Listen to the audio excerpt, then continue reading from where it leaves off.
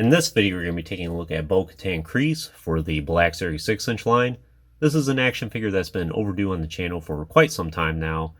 It's been almost 2 years since I reviewed the Vintage Collection action figure and the Hot Toys action figure of her, which are both fantastic and would recommend checking those videos out if you haven't done so already.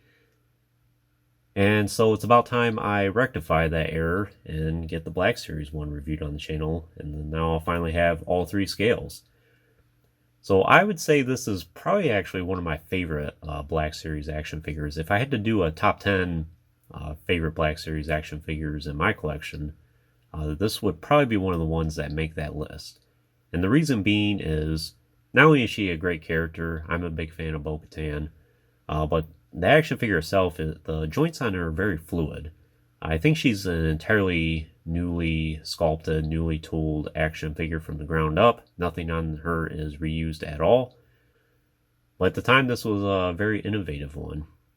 She's very fun to pose. If you recall, a couple months ago, if you've been following the channel for some time, I did feature her with the flight stands, and it's just a very fun action figure to pose. But anyways, let's take a closer look at her. I did get her at the time she was initially released in 2021. I got her through Entertainment Earth.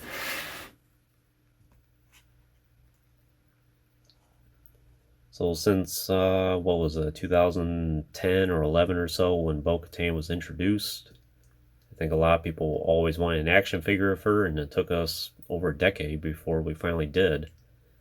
To this day, we still don't really have a Clone Wars accurate Bo-Katan. It would be nice if Hasbro could do that at some point. I'm sure they can reutilize a lot of this tooling and maybe just do a new head.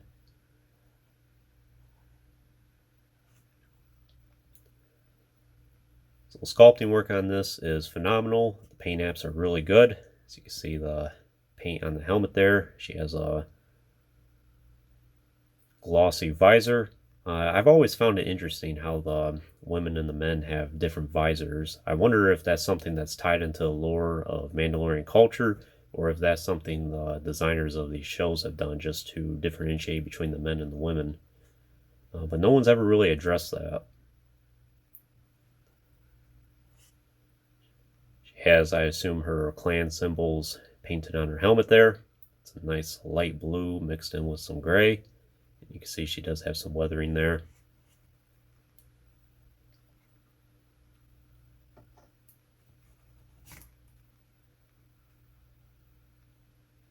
She does have the clan symbols on her shoulder armor as well.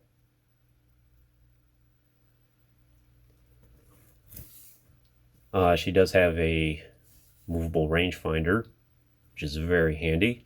And it's very fluid how it moves. It's not stuck and it's not bent at all, which is a big thing.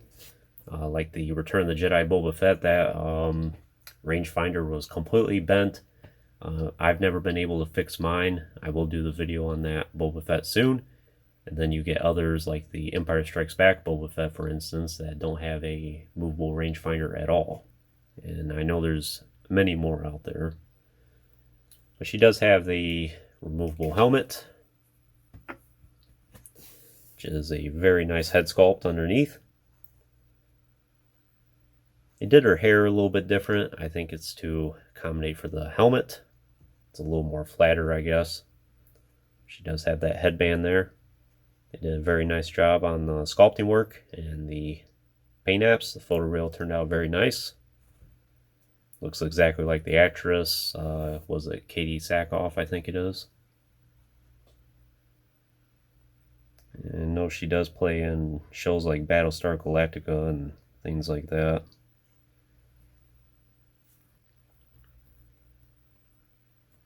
Nice detailing in her hair as well. Has a little bit of a wave to it. As for the rest of her armor, pretty standard for a Mandalorian. Has all the usual armor in all the right spots. Has the shin armor and the knee armor here.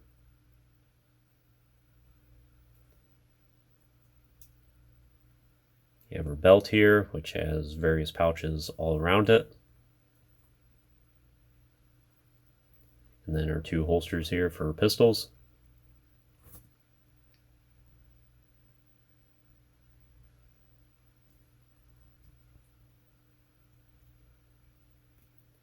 In terms of her articulation, she does have the ball joint the head here, hinged shoulders and elbows, hinged wrists. I believe both of them go up and down, I think. This one goes up and down, and this one does too. Joint the torso, hinged hips, swivel thigh, and right there on the swivel actually it has the armor on the side, so that's pretty neat. Now here's something I think was innovative at the time, is she no longer had the pins in the knees. It was just one solid hinge at the knee there, which goes way past 90 degrees, as you can tell. I'm pretty sure Bo-Katan was one of the first action figures at the time to feature that. And they did a really good job with it. And then, of course, the rocker ankles. In terms of accessories, she just comes with pretty much the bare minimum she needs. The helmet, the two Mandalorian pistols, which I don't think there's really anything new about these in any way.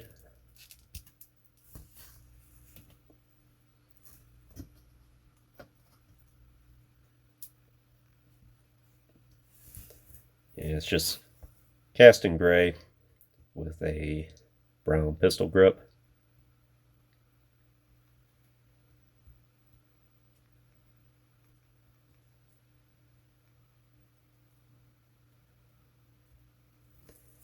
And they do fit securely in her holster, and I don't think it's too bad of a fit. Her holsters have enough flex to them where it will accommodate, and it's not too tight.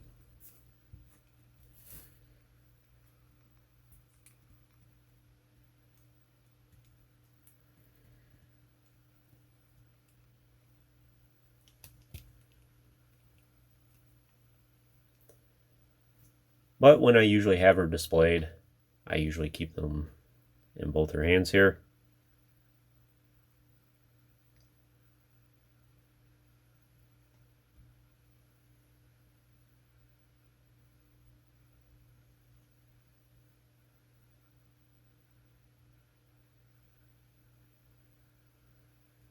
Kind of has a smirk in her expression.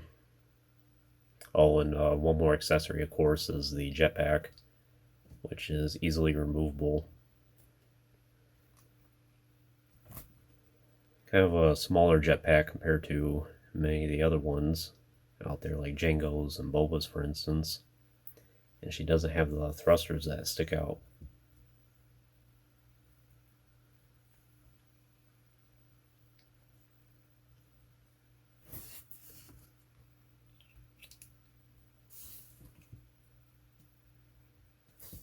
And let's do a quick comparison with her TVC counterpart.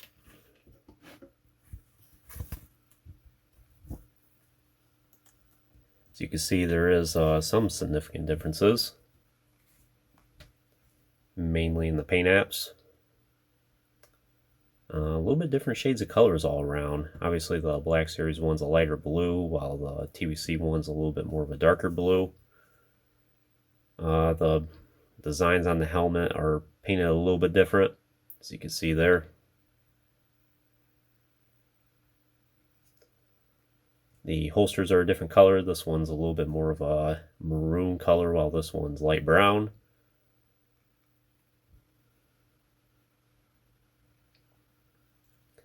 Other than that, I think those are pretty much the main differences.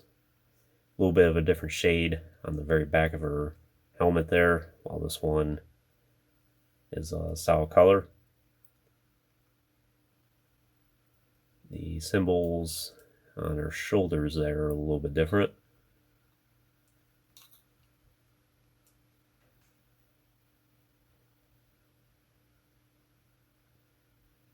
And of course the shoulder armor is attached to the torso on the TVC figure, while this one's just part of the arm. So there are some differences. One more thing I'll do is swap the heads out real quick.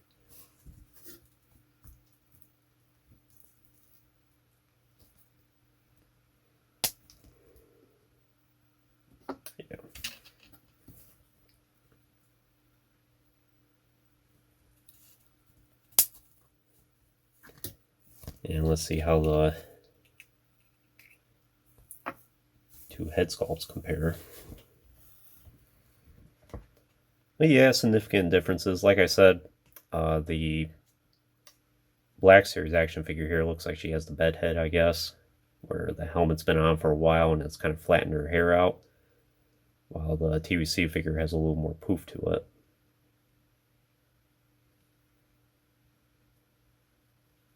But they're both good in their own way. I can't really say one is better than the other. I like them both.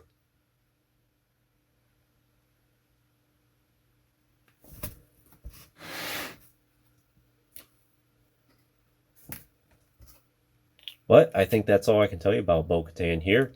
Would I recommend her for your collection? I totally would. Like I said, she's one of my personal favorite Black Series action figures. You can't really go wrong with having extra Mandalorians in your collection, especially a noted one like her. And it's just a great action figure to pose, and I have nothing but great things to say about it. And as far as price is concerned, I think she's still on the affordable side. Seems like between her and the TVC action figure, they've been relatively affordable. I think the Black Series, or not the Black Series, the Hot Toys one might still be in stock on Sideshow, last I checked. Have to see one more time if that's true or not, but I know for quite a long time she was in stock. So there's the three options for you. What else can I say about this? There is a hologram version of this action figure as well in the Black Series. I would not mind getting that one. Of all the initial ones Hasbro's done, that would probably be the only one I would get. I would like to get the Vader one that's around the corner as well, but we'll see.